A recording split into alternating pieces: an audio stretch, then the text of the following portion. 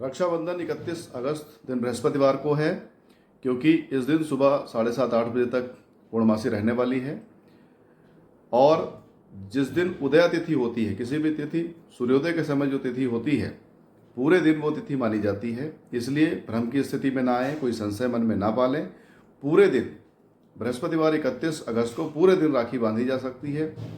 सभी बहनें अपने भाइयों की कलाई पर प्यार से, स्नेह के साथ और शांति और इत्मीनान के साथ राखी बांधें। कोई भगदड़ न मचाएं कि हम 8 बजे तक नहीं पहुंचेंगे तो कोई पहाड़ टूट पड़ेगा, कोई बहुत बड़ी समस्या आ जाएगी। ऐसा नहीं होने वाला है। मित्रों, आजकल सोशल मीडिया का ज़माना है, चीज़ें बहुत तेज़ी से इधर से उधर पहुंचती रहती हैं। ऐसे में भद्रा, राहुकाल, दिशाशूल सब चीज़ों की विस्तृत जानकारी मिलती रहती है। परंतु जब हम बात करें अपने त्योहारों की, तो त्यौहार में जब तिथि का ध्यान रखा जाता है वह उदया तिथि होता है। राहुकाल, भद्राकाल को बिल्कुल अवॉइड करना चाहिए। इसमें मैं नहीं ऐसा कह रहा हूँ, मैं कोई धर्माचार्य, मैं कोई संत महात्मा, मैं कोई प्रकांड पंडित विद्वान नहीं हूँ।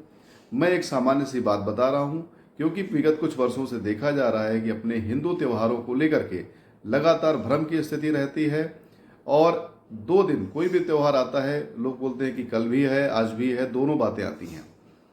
पहली बात तो मैं इस बात की मांग करता हूँ कि जो सनातन समाज, सनातन हिंदू ब्राह्मण समाज है, जो ऋषि मुनि परंपरा है, संत हैं, धर्माचार्य हैं, शंकराचार्य हैं, पूरे भारत की एक ऐसी संस्था, एक बॉडी बननी चाहिए जहाँ से निर्धारित और निश्चित हो जाए कि इस दिन, फला दिन ये चीज़ है।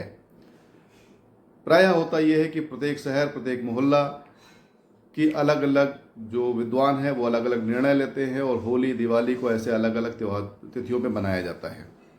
तो एक तो ये बात हो गई कि इसको निर्धारित करना चाहिए। अभी जो मैं शुरुआत में बात कह रहा था उसको ये कहना चाहता हूँ कि रक्षाबंधन का त्यौहार ऐसा होता है जिसमें कोई विशेष आपको तिथि देखने की, शुभ मुहूर्त देखने की आवश्यकता नहीं है। आप कोई झंडा फहराने नहीं जा रहे हो, आप कोई रॉकेट लॉन्चिंग का कोई काउंटडाउन नहीं चल रहा कि इतने सेकंड पे अगर हमने उसको फायर नहीं कर दिया तो समस्या खड़ी हो जाएगी। कोई न्यू पूजन मकान की आप नहीं करने जा रहे हो कि उसकी बिल्कुल उसी लग्न पे कार्य होना चाहिए।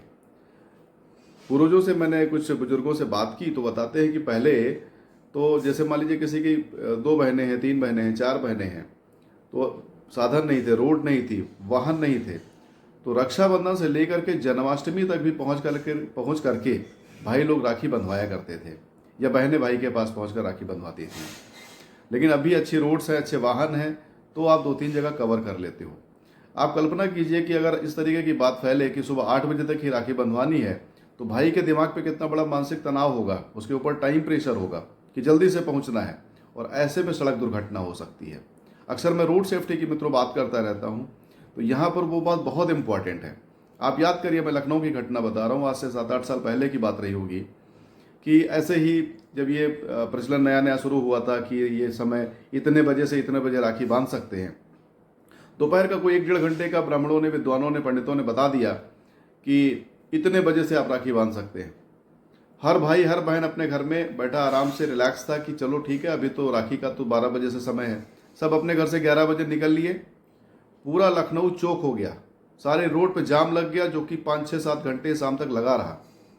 गाड़ियों में महिलाएं बेहाल हो गई, रोने लगी। अगले दिन पेपर में पूरी खबर विस्तृत छपी थी।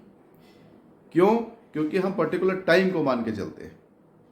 मित्रों, पूरे दिन त्यौहार मनाइए। मैं आप सभी बहनों से निवेदन करता हूं कि पूरे दिन त्यौहार मनाइए। मन में कोई भी मलिनता मत रखिए, कोई संशय मत रखिए।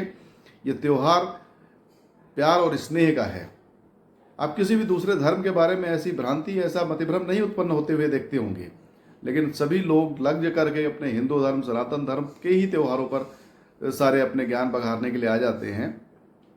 तो मैं किसी को भी यहाँ पर किसी की ठेस नहीं पहुँचाना चाहता हूँ। मैं ये नहीं कहना चाहता हूँ कि जो पंडित प्रकांड हैं वो कुछ गलत बता रहे हैं। उन्होंने ग्रहों की गणना की होती है, लग्न पता होता है, सब कुछ पता होता है। लेकिन कभी बार क्या होता है कि जैसे हम लोग एक खेल खेलते हैं, जो 10 लोग लाइन से खड़े कर दिए गए और एक को संदेश दिया गया, 10वें व्यक्ति तक पहुँचते पहुँचते वो बदल जाता है, उसका प्रारूप बदल जाता है, कथन बदल जाता है।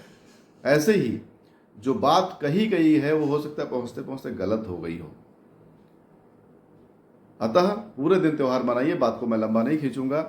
आप सभी को पुनः रक्षाबंधन की बहुत बहुत शुभकामनाएं। जय हिंद, जय भारत।